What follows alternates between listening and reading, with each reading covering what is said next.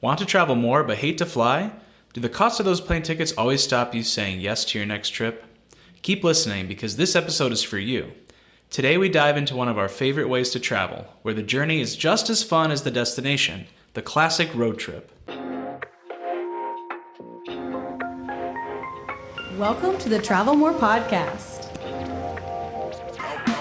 Each episode, we share custom itineraries, travel hacks, expert advice, and even stories of our past travel failures to help you level up your travel game. I'm Shelly, a lover of plans, itineraries, and cheap flights. I'm an expert deal finder with one eye always on the budget. And I'm Bruce, the improviser, ready to pick up where plans fail to turn letdowns into unexpected trip favorites. We're here to bust through barriers that stop you from making your travel dreams a reality. So book that flight, buy the tickets, and say hello to your next adventure. This is the Travel More Podcast. So welcome back to the Travel More Podcast. This is our 5th episode. Woohoo! And today I'm excited because we're going away from international trips or flying and talking about the good old-fashioned road trip. Our one true love. Yeah, man. I think it all starts with the road trip, right? Yeah. Well, we started road tripping. That was like our very first thing. I think we road tripped in the first month that we were together. That's true. Yeah. Hey, actually, now that I think about it, our first adventure together. Well, Shelly and I were working in a place we couldn't really leave because we were doing theater and we were busy every day. Yeah. But towards the end of the season, we may have had one day off. I think we had 2. We had 2 days off. But not the night. Right, because the night we were still doing shows. So we were in Cape Cod. Shout out to College Light Opera.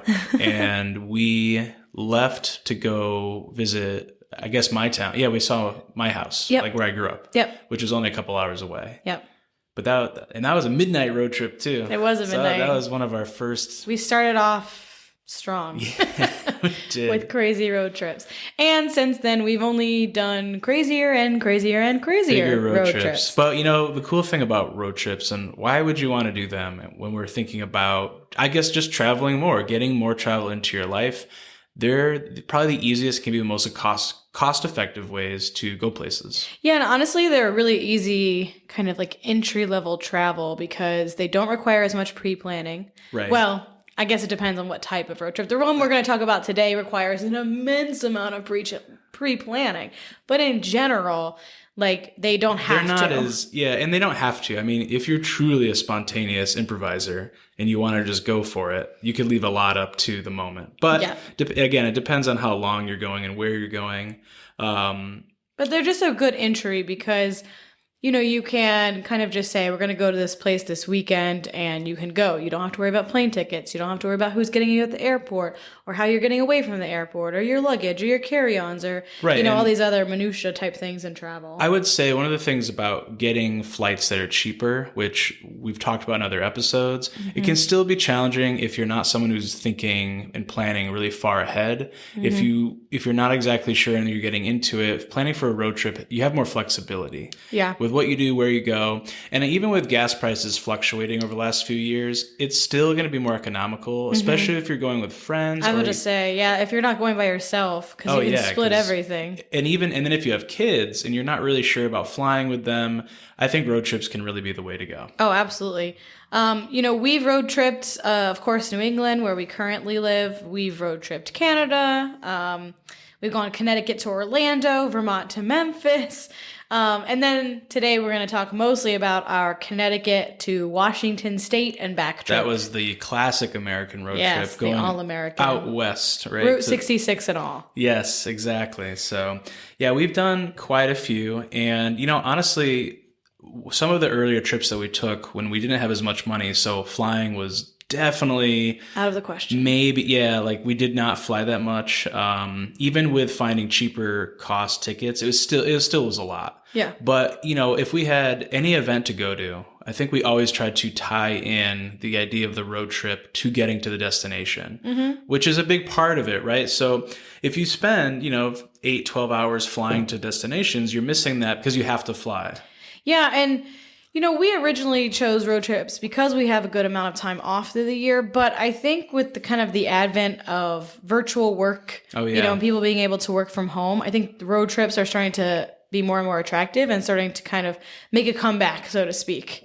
Yeah, I definitely think that's the case, especially if you're someone who could take up and do your work, on the road. One of our friends actually does that when he comes from New York. He's able to take a day, extend his trip, come up to Connecticut and see us because he's able to do some of his work out of the office. Yeah. He's got one, and you might have one of those hybrids where you only have to go in once a week. So it's definitely a cool option. Yeah. I think my favorite thing about road trips is it is all about the journey. And speaking of that friend, shout out to Andrew. One of my favorite gifts that we got for our wedding was a really cool piece of artwork made from license plates that says "Enjoy the journey." Yep. And that's the best part about this type of travel is you can really every stop you make, everywhere you're going, you can enjoy wherever you're going, and you have multiple destinations. So it's just the whole experience can be really fun. Yeah, it does allow a certain flexibility that you don't get when you fly. Right. You get to see everything. Well, and also when you're driving, you can really stop and pace things yourself, right? Which I think is important because Shelly and I, when we get into our itinerary for this big road trip we're about to go through, we definitely are long haulers. Yeah, we can go back and forth driving, taking quick breaks, and 5 hours at a time stay on the road. But you don't have to do that, right? That's a big thing to keep in mind as we talk about road trips is. There are kind of multiple ways, obviously, to do them. One big one that you'll notice ours leans heavily towards one side is that flexibility is different from complete abandon. So as always, I like to do a bit of both, but mostly planning and leave Bruce up for the flexibility part. But, some people, like Bruce mentioned before, they do kind of just say, we're going to this place, we'll see when we get tired, and we'll pull over and find a hotel. So that's not our style. So the way that we planned this trip is not in that style, though that's a totally legitimate way to do a road trip. Just kind of go.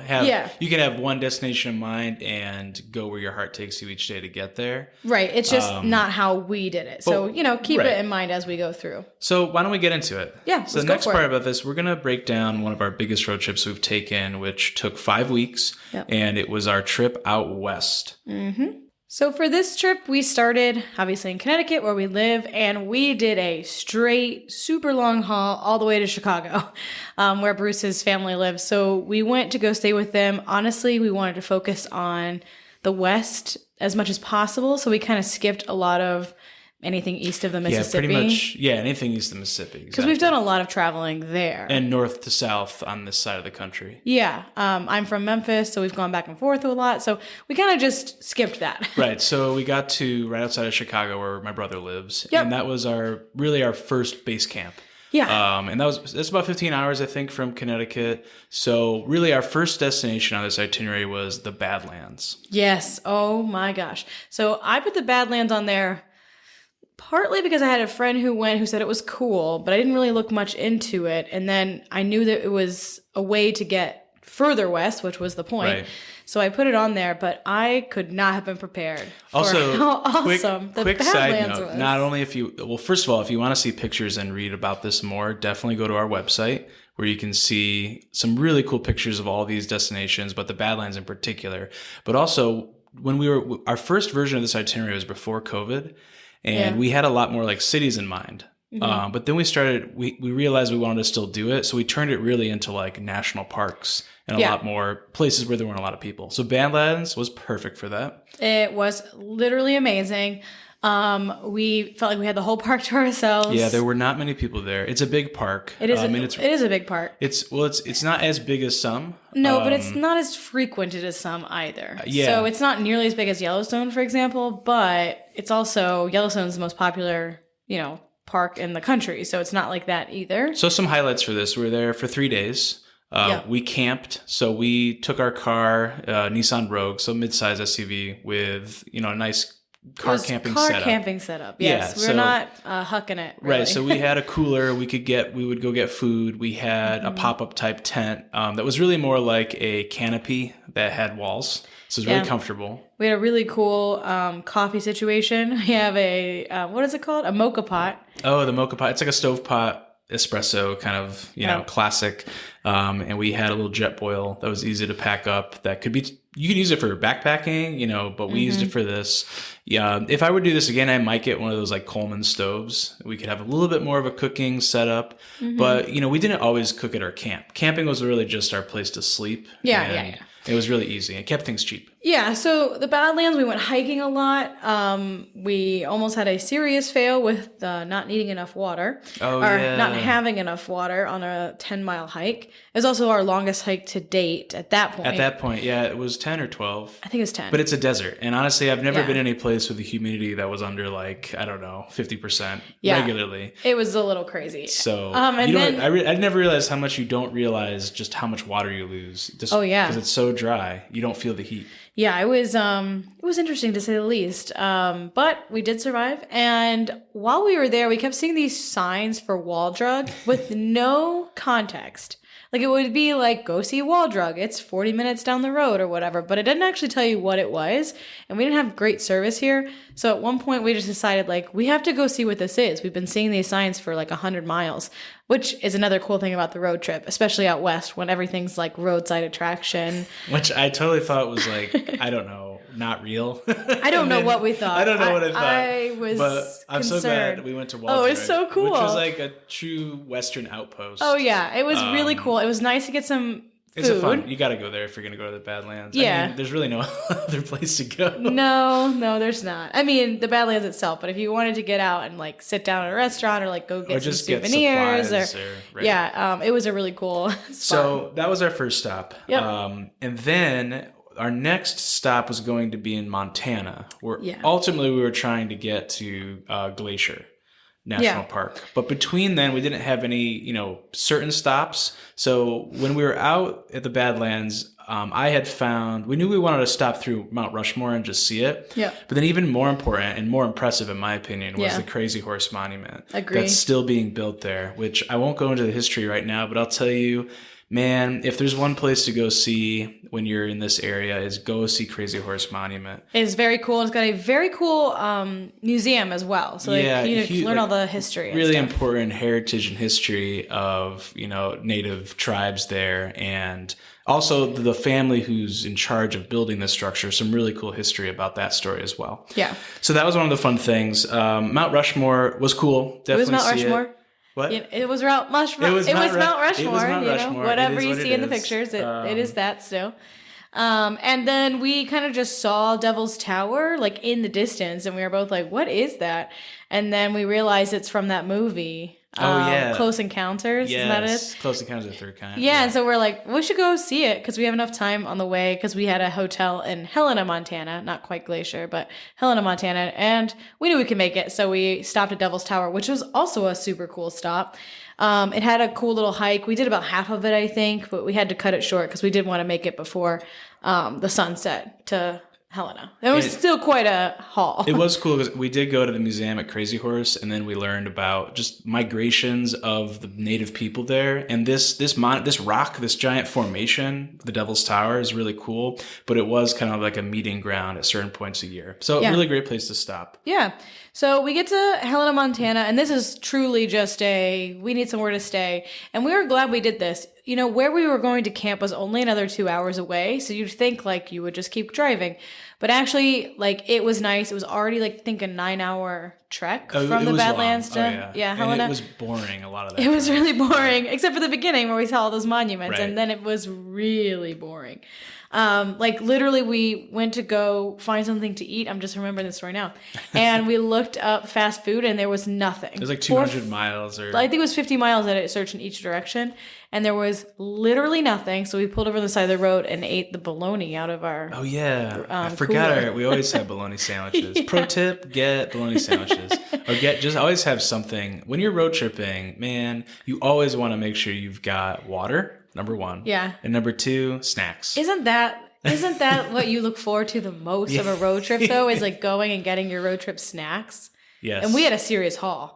Oh, yeah. I mean, we had a lot. We were trying to be all cool and outdoorsy, so we had a lot of things protein bars and jerky and stuff. Right. Anything ready for hiking, because we knew we were going to do that kind of stuff. Yeah.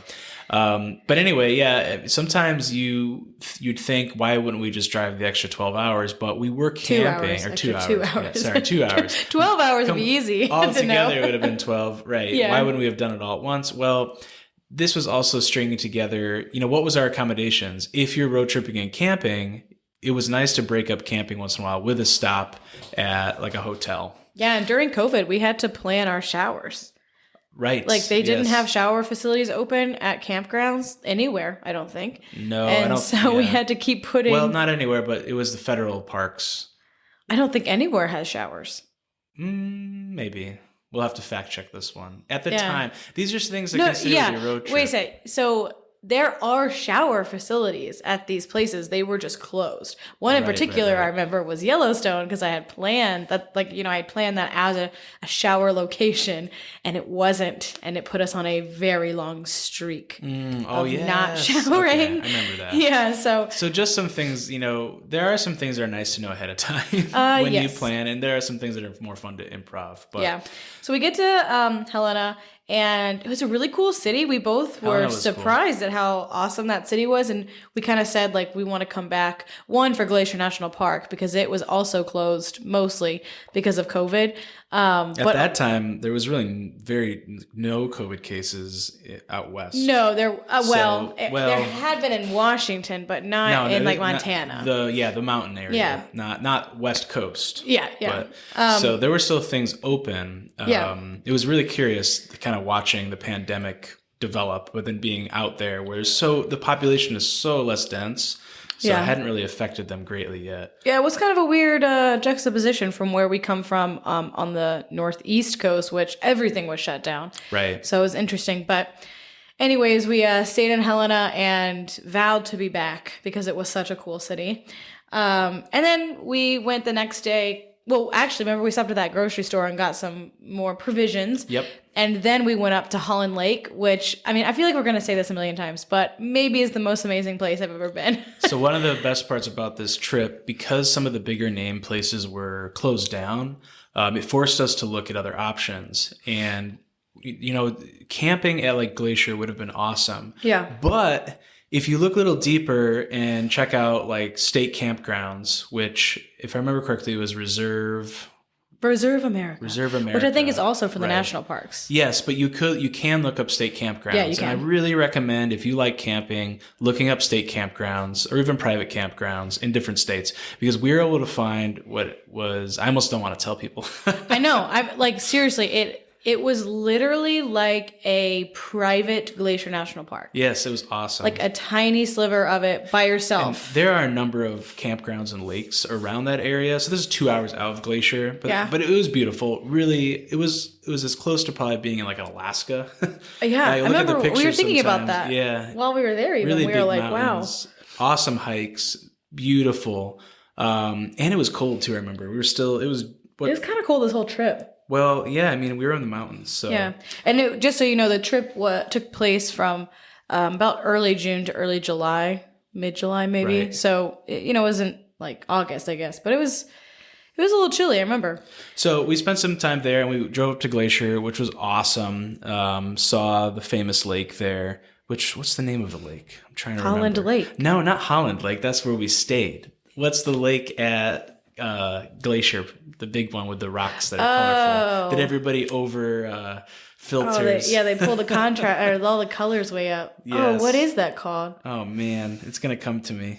I thought we're gonna have to come back to it. We'll have to come I don't know. But it is the lake. Yes. I almost want to say McDonald. Yes. Is that right? I'm looking at it. You're literally gonna search it. I think it's Lake McDonald. Is it? Was I right? Yes, you're right. You're right. Perfect. That's what I was thinking too. But for some reason, I had some other sergeant or major. So we did get to go to Lake McDonald. We got to see it, and we got to take the the rock picture where you can see the rocks. They were colorful, not quite as colorful as some people's cameras Go make see it them for out yourself. to be. Yeah. Don't just trust the Instagram photos. But it beautiful. was still amazingly beautiful. It's honestly hard to even get a good picture of because of how pretty it is. So I understand why people pull the colors. Oh, 100%. But anyway, so, we spent a little bit of time in Glacier. Definitely want to go back because most of it was closed. We were also by ourselves. And Bruce had an enormous fear the entire time that we would be attacked by grizzly bears. A little scared. And even though we had grizzly... bear mace? Yeah, bear mace. And it does say in Glacier National Park to go in groups of at least 3, and we're only 2. And it was serious COVID time. To be fair, the likelihood of being attacked by an animal is so very low. But they do say to keep that group of 3, and we were only a group of 2. I will say the rangers did say nervous. the parks have been closed so long, and it was that time of year when the bears come down from the mountains, yeah. and the animal activity was higher because nobody was around. We did not see a grizzly bear, though, in Glacier. No, but we did later, so we'll tell you that in a second. I'll have to stick around. All right, so as we move on, our next stop was like the Seattle areas where another friend of ours lives. So this is another pro tip in terms of road tripping, is it can be a really good idea to go see people that you normally can't go see. One, it's a great way to get there, and you get to have all this cool vacation in the middle, just getting to it, the actual journey to your friend. But also, it is a good way to kind of like stop, get your bearings. Obviously, well, we hope that you don't have to pay to stay at your friend's house. So it can be a nice way to kind of like save your money on accommodations and also get showers, like cook food with them, like really kind of settle in and like get your bearings again, because it can be really tiring. If you can find an itinerary where you're mapping out things and you can stop and see friends or family, even better. It just makes it easier. Yeah. And again, it's all part of the journey. If you aren't seeing friends and family, I would seriously recommend finding a place that you're going to go spend. If it's this long of a road trip, I'd almost spend close to a week, which is what we spent in Seattle, just because by this time we had driven, hours and hours and hours across the entire country.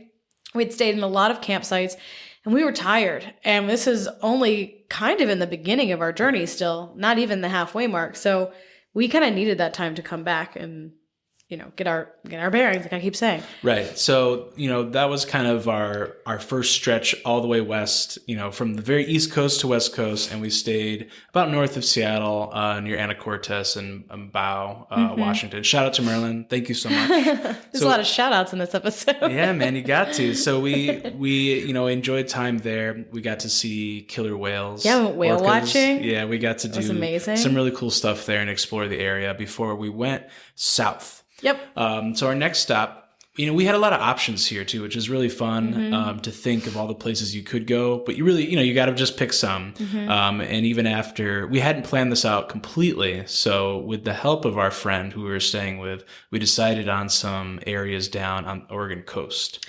Yeah. So the Oregon coast was, I guess, one of my highlights in terms of like what I expected versus what I saw. And honestly, this was a couple of years ago. I know that places like trend on Instagram, they have been forever, but I feel like this one, and actually road tripping in general, has been trending more since COVID than it did before. So a lot of these places, I feel like people are like, well, yeah, it's beautiful. It's all over TikTok. It's all over Instagram. But at the time, it wasn't. And so I remember the Oregon coast like being completely blown away by the beauty that was the Oregon coast. Like, it was not like any beach I had ever seen before. And we had literally lived at the beach.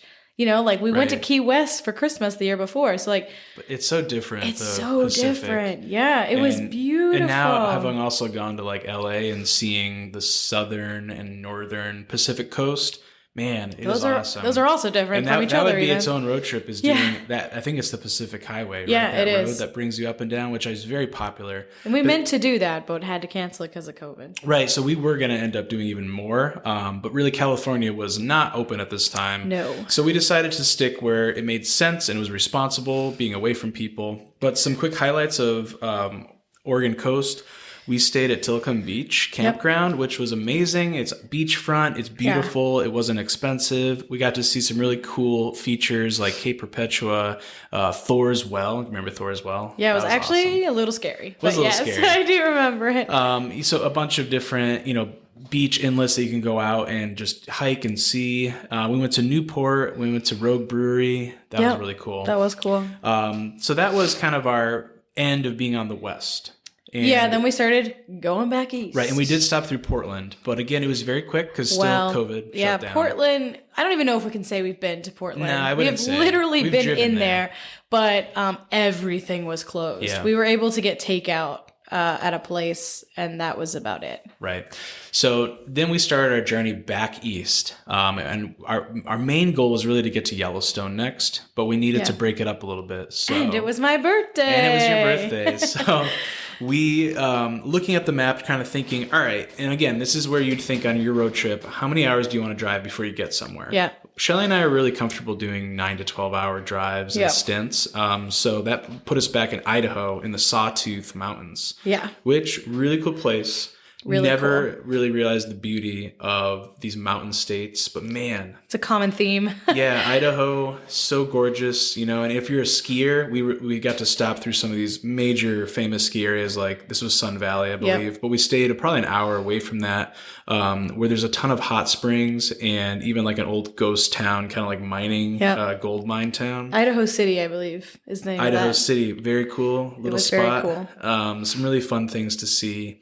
And we stayed at this little hotel. I guess it was an Airbnb. It was an Airbnb, right? It was like cabins. And they had hot springs that would fill up like a tub. Like a hot tub in your little back porch area. Yeah, but I remember we got there and it was so incredibly hot that I was like, what is the point of this even? Like, it will literally burn your skin off. But then I saw... You have to mix it. Yeah, they actually had like a spring hose. Water or whatever. Yeah, right. That you could make it your own temperature because right off the bat, it was so like there's a lot hot. of hot springs to find and explore. There was one we were going to camp and stay overnight at, I remember, but we didn't end up doing that one. But yeah, I don't know that we found that out though until we were there. I think it was closed, right?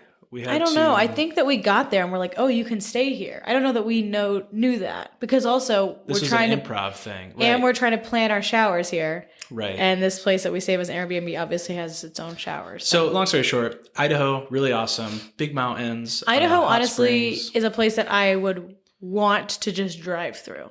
Right. Like, I would be sad if I flew into it and flew out. You'd miss, like, everything. That is a big, again, like, enjoying just the scenery. There were some stretches that were pretty dull, like, to be honest. The Montana one was pretty dull. The Dakotas are just flat. Yeah. But this one was not one of those. This one was amazingly pretty. We even saw a little family of mountain goats. Oh, yeah. So when we were driving out, after we stayed in that area where the hot springs were, we saw mountain goats, which are actually pretty rare to find. A little family. Yep. They were on of the white road. Ones. We saw like the grayish brown ones in the Badlands, but this was like the Are they both called mountain goats? I don't know. It's another thing we're going to have to fact check. Well, let's fact check in this one too. The ones that are like on the insignia for Glacier Park on Montana are the white ones with the horns. Yeah, so we saw those. Really cool goats. But we drove through Sun Valley, and then before we went into Yellowstone, we actually stopped at another national park, Craters of the Moon, which was really cool. I didn't know anything about this park. This was a total like improv stop. Yep. So we saw it on the map on the way and we had to stop,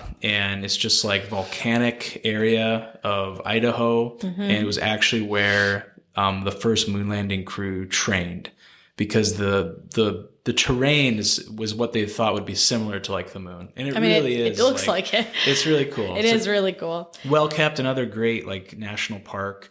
So then we made it to Yellowstone. Yeah. So Yellowstone was a rare occasion of, I mean, maybe I'm speaking for myself here because I don't want to speak for Bruce, but Yellowstone was, disappointing is too strong of a word, but it definitely, yeah, go ahead. It just, explain and then I'll... after the many camping trips we had experienced up to this point, we got to Yellowstone and it was like Disney World camping. And listen, like I love Disney. I am a Disney person. But what do you mean by that, show? This is it just wasn't, it didn't have the same feeling. And the people up until this point, I think we had done a lot of less traveled. Yeah, and exactly. More, even some more rugged camping situations. I mean, we weren't backpacking at all, but when we got to Yellowstone, it definitely was the most curated and visited by people who had never really done anything outdoors. Yeah, there were definitely people who weren't following what we call like the rules of camping. Right. And that can be very frustrating when you're already 3 weeks into a pretty much fully camped trip that you're kind of like, okay, we're going to do this again. And then you're like, oh, these people are like on my lot, or these people are like literally blaring music at 9 p.m. And then, it's now midnight. There are a lot of still people doing there, it. right? There are a lot of people there. Yeah, a lot of people there. Yellowstone is awesome. It's huge. And I think if I were to go again, I would not camp on one of the main campgrounds, but see if I could camp off site. I'd go to the somewhere Tetons. else, or go to the Tetons. I would camp at the Tetons and visit Yellowstone. Right, because the hikes in Yellowstone, again, we were only there for 2 days. Yeah, really just one day, because we went to the Grand Tetons for the other day. But I mean, really going to Lamar Valley in the morning and seeing the animals, fantastic, and really made me realize how much I wish I had binoculars that were powerful, which we have now. But there were a lot of nice people there that helped us see. We saw wolves, right? The red wolf. I think we saw pretty much everything in Yellowstone. We did, but importantly, we saw the wolves that were reintroduced not that long ago. They were extinct from the area. I don't know. I saw a wolf while you were in the bathroom at 5 a.m. Right in our campsite. It was 3 feet from me and scared me very badly. And that's where we saw the grizzly bear too. Yeah, but not in our campsite. No, we saw him. Well, so one thing about Yellowstone that does make it feel a little more like an amusement park is that you're driving on the road and then people will be stopped and everybody's getting out and blocking the road, which can be frustrating. But at first you're very excited because you're like, oh, there's an animal around. Yeah. And then towards the end of the trip, you're like, it's just another bison. That was a thing we kept saying was like, oh, it's another bison. Yeah. And we'd already seen him in the Badlands, but we did see a grizzly bear, which was so awesome because I was hoping we'd see him. We saw a lot of black bears too. And we saw a couple moose. And we actually, when we were hiking in the Tetons, if there was a mountain range or mountain peak and hike that we did, the Tetons are right up there with some of the nicest, coolest things we've done. And also hiking with bears. That was cool. Yeah, literally hiking with them. They were there, very close, not more than 10 yards. There just was I think a stream between us. Yeah, there was some water. So we felt it's okay. But they were just kind of hanging out. It helped that there were a lot of people on the trail and everybody was kind of minding their own. Yeah. So we did see a moose. We saw some bears. They were black bears. And also we see a lot of people on the trail though.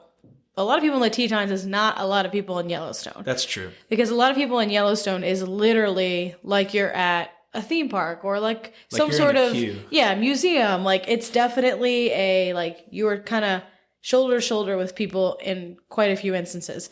The Tetons there was just a constant kind of stream of people. But then you'd get into parts where you were by yourself and then you'd go back in and you'd find, you'd pass other people. So it wasn't like you were hiking in a conga line. It was still fairly deserted compared to Yellowstone, which was not deserted. So anyways, we got Tetons we did for one day, Yellowstone we did for one day. And we actually drove the entire park of Yellowstone in that one day. In and of itself. But yeah, it was a 10-hour drive. So we had a good overview of Yellowstone. And it did make me realize that if I were to do it again, there were some places you could go that do feel a little bit more off the grid of it. I would have done more hiking. Yeah, definitely more hiking. We did mostly just driving. I think the best feature of Yellowstone and probably of some of these other parks are backcountry hiking where there's no trail. You blaze your own way. Typically, that means you have to register with the rangers and get a backcountry permit. Yeah. There's a process. So if you're interested in that, definitely look into it. If we had more time and we picked a place, I would definitely do that. Yep. So after Yellowstone, we were continuing back east. But we're going south as well a little bit here. And we stopped in Colorado.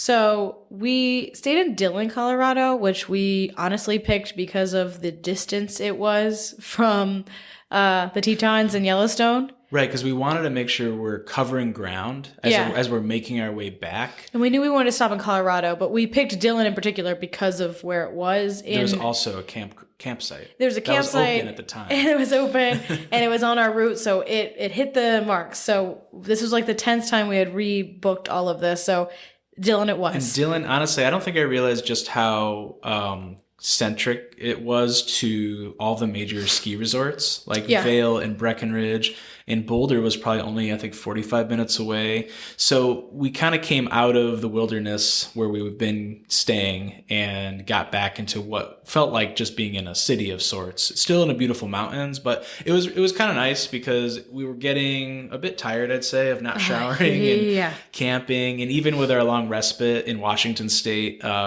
we were getting a bit tired. So it was nice to be in Dillon. I think, no, there were no showers there open, were there? We had to wait to Santa Fe. That was a long... I remember you were getting like dreads or something at this point. Yeah, it was a lot.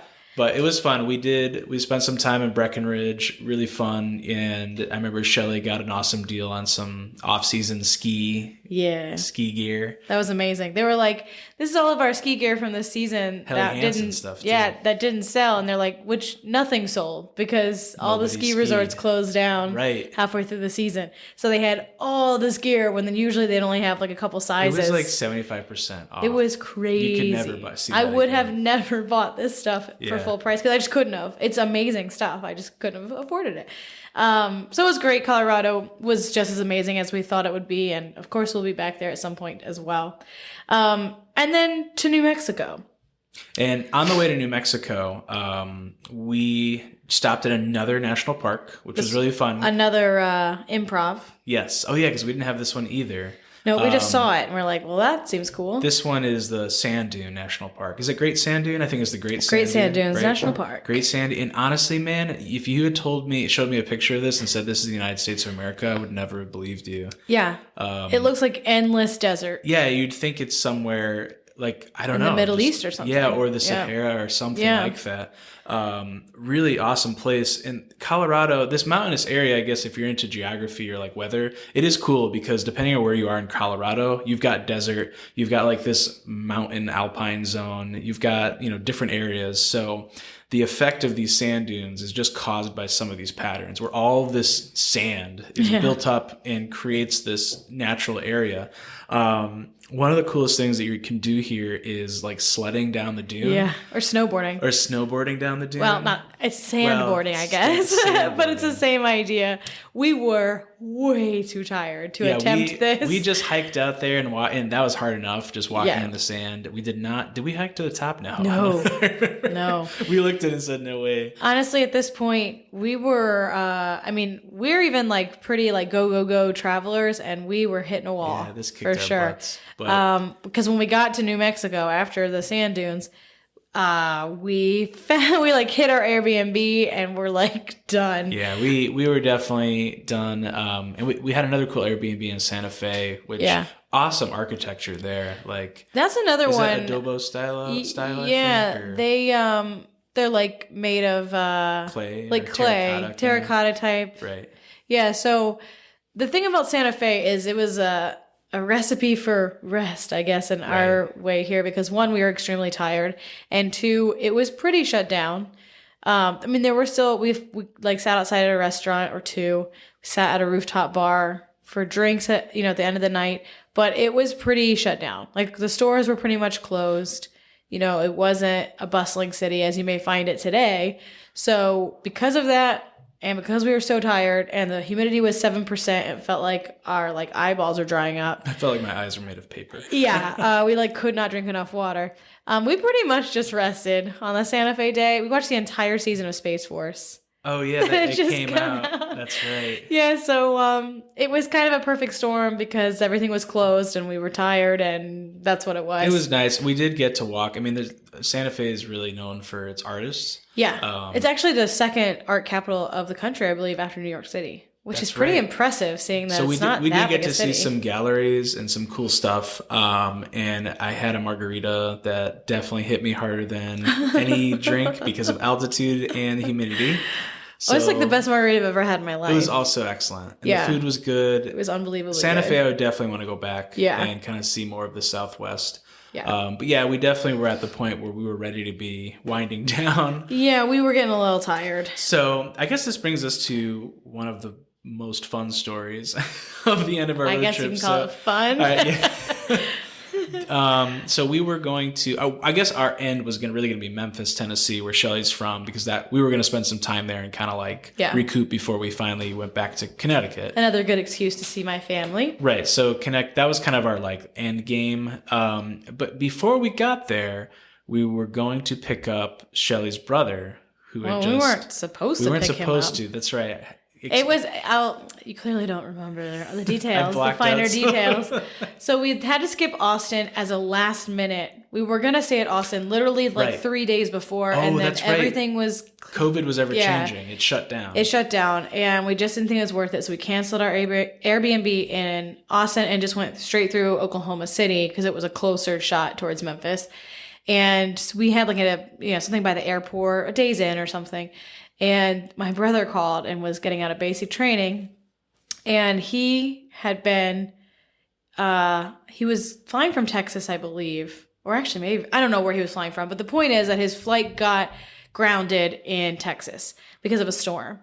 And so he calls me and he's kind of freaking out. He's not as well traveled. And he, he's like, I don't know how I'm going to get home. And of course he wanted to see me, and he was only going to be around I was only going to be around for a couple days. And he's just getting out of basic. Right, he's just getting out of basic. He just wants to go home. Yeah. So he was upset and was trying to figure out how he was going to get back.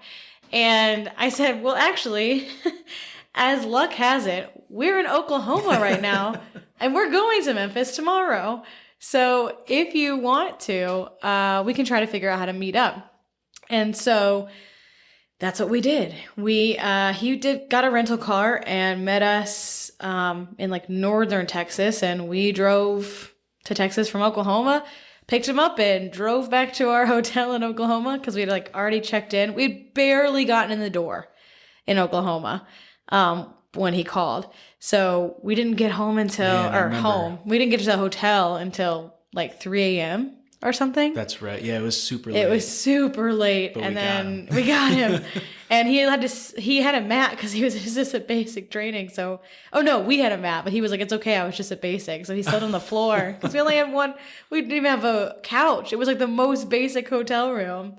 And so, whatever, we got him. Hours before we got up and then made it back to Memphis. Then we made it back to Memphis. That kind of rounds it up. Oh, you forgot about? Did we get barbecue with Steven, or did No, on the way we did stop in one little pit stop in Texas because we had to get some Texas barbecue. I had to compare it. So we did. I tried to look this place up, and I think it's permanently closed. The place that we went to, Man, it was a real mom and pop, brisket, Texas. It was literally this guy's the back of his house. Right. And there was a smoker, and he handed it to us in a styrofoam thing. The only thing, those are the things you're only going to get on a road trip, man. Exactly. You would never find that unless you were just driving by it. So that is the end of the road trip. Was our last little rescue mission of my brother. In Texas, and then we finally made it to Memphis, got to rest up a little bit, and then took the crazy long haul back from Memphis to Connecticut, which is about 21 hours, but we've done that a few times, so no big deal. Okay, so that was a super long itinerary with a lot of fun stuff, and again, if you check out our website, you can see pictures and more stories from that trip. So why don't we get into our road trip tips? I know we kind of talked through some of them when we went through our itinerary, but here's kind of the ones that we break down. So one thing, you want to figure out how far you're willing to drive. I would just go on Google Maps and start looking at how far those hours will get you. A nice thing on Google Maps is you can add destinations and string them together and have, various options too. So you could choose to avoid highways. You could choose to avoid tolls, all that kind of thing. Yeah, because when you're looking and you're saying 6 hours, you can go 6 hours and tend towards the north. You can tend towards the south. You can go straight across 6 hours. So it's not just that you'll get one destination if you look for 6 hours away. You'll get a lot. So I would just start playing around and see where it will get you. Right. It's almost like you're using, if you had a map and you were kind of putting your finger on your location and then drawing out a line of how far 6 will get you, you could kind of wiggle around and see a radius of sorts around that area. And then you can start to string together some cool spots to stop. Yeah. So then number 2, you want to leave time to stop on the way in case you find something cool. Which we clearly did many times. Yes. So you always want to have some buffer. You don't want to be having to arrive to your destination exactly on time with no wiggle room. And it's always, getting in late or whatever. That's just not really the style of the road trip. Right. Because again, it's about enjoying some of the journey as opposed to just trying to get to wherever you're going. Yep. So number 3, you want to figure out your travel style.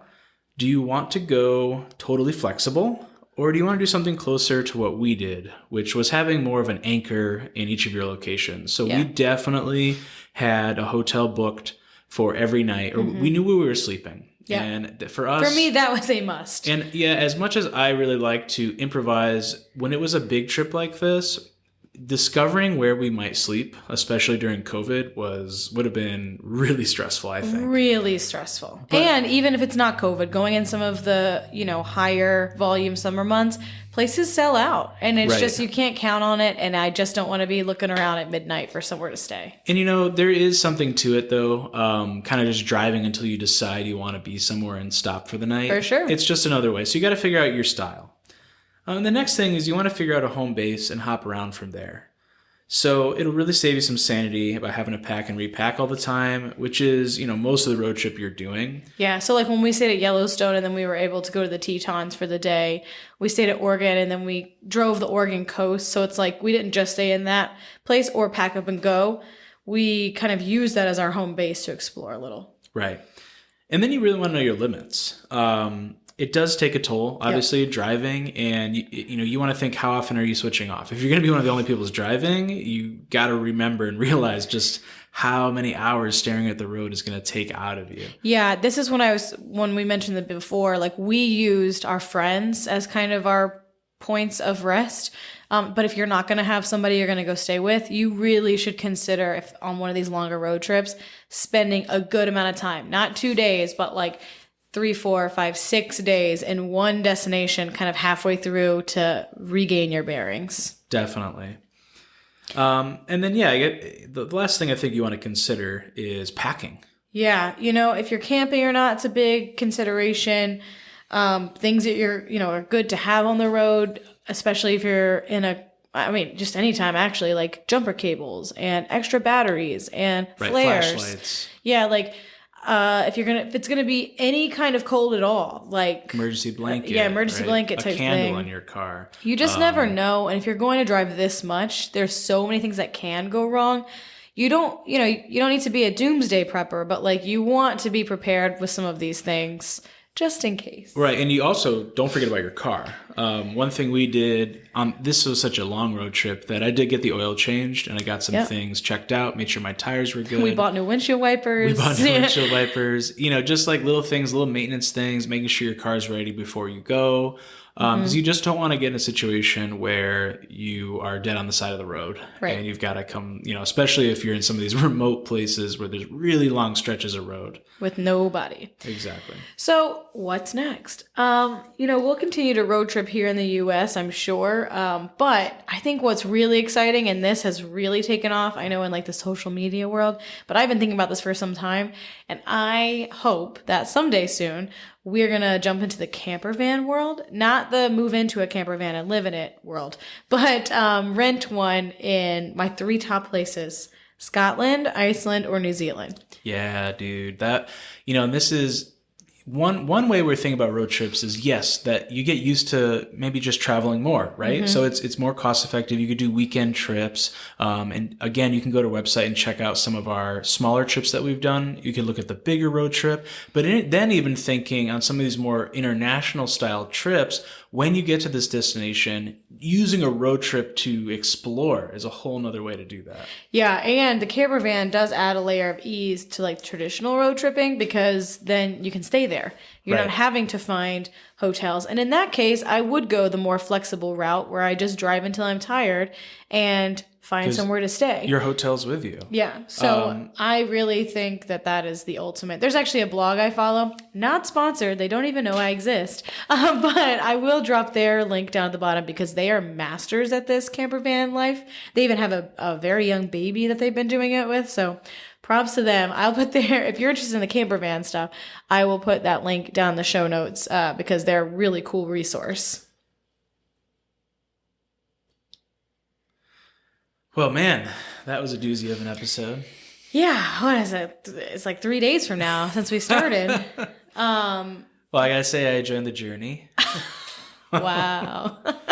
So, I hope you all liked listening to, half of this I think was just listening about the fun we've had on a road trip. So hopefully inspire you to take some of your own. Thank you for letting us relive that really amazing summer that we had road tripping across the U.S. We have a full guide for this trip on our website, travelmorepodcast.com, as well as many other fun resources. You can also find us on Instagram and Reddit. You can also join the Travel Club for exclusive extras and discounts of some of our favorite resources. Some masterclasses are even in the works and some one-on-one consultations. So join now so you'll be in the know when those things do drop. So till next time. Bye. Did you know that every time you book a Disney or Universal vacation, you're paying for a service that you may not even be using? Really? That's right. Travel agent costs are added to your Disney or Universal vacation, whether you use one or not. So you're telling me that I'm paying for something even though I'm not getting the help? You got it. So next time you want to book a theme park vacation, make your money work for you.